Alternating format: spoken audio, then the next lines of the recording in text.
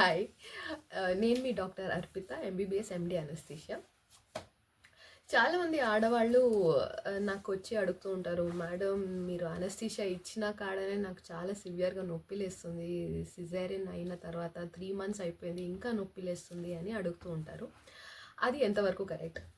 So simple answer దానికి ఇవ్వదలుచుకుంటాను. No, anaesthesia వల్ల, spinal anaesthesia వల్ల నడుము నొప్పి రాదు. ఆ స్పైనల్ అనస్థీషియా నీడలో చాలా సన్నది అండ్ అది ఇచ్చే టైం కూడా ఒక 30 to 40 secondsలో ఆ ఇంజెక్షన్ అనేది అయిపోతుంది. ఆ చిన్న ఇంజెక్షన్కి మీకు 3 months to 6 months వరకు సిజేరియన్ అయిన తర్వాత కూడా మీకు నడుము నొప్పి వస్తుంది అంటే దానివల్ల కాదండి.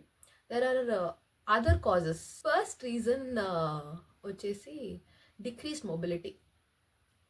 సర్జరీ అయిన వెంటనే పెద్దవాళ్ళు మమ్మల్ని ఏం పనులు చేయనియరు, బెడ్ రెస్ట్ తీసుకో అంటారు. ఒక మషీన్ చాలా రోజులు స్విచ్ ఆన్ చేయకపోతే ఏమవుతుంది? ఉండి ఉండి సడన్గా ఆన్ చేసేసరికి స్టార్టింగ్ ట్రబుల్ ఇస్తుంది. So this is what happens with us also. Number 2, odd posture. మనం ఆడ్ పొజిషన్లో బేబీ ఏడుస్తుంది అన్నట్లు మనము ఏ బ్యాక్ సపోర్ట్ తీసుకోకుండా ఆడ్ పొజిషన్లో మనం బ్రెస్ట్ ఫీడింగ్ చేయడం వల్ల కూడా బ్యాక్ పెయిన్ వస్తుంది. అండ్ నెంబర్ 3, జనరలైజ్డ్ వీక్నెస్ అండి.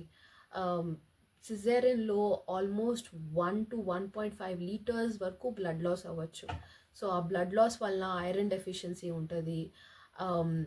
సరిగ్గా తినకపోవడము, అదర్వైజ్ అది తినొద్దు ఇది తినొద్దు అనడంలో కాల్షియం డెఫిషియన్సీ రావచ్చు.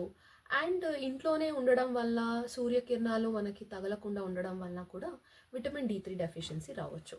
సో బేసిక్లీ ఇది 3 కారణాలు: decreased mobility, odd position and generalised weakness. ఇప్పుడు మనము వీటి సొల్యూషన్ గురించి మాట్లాడుకుందాము.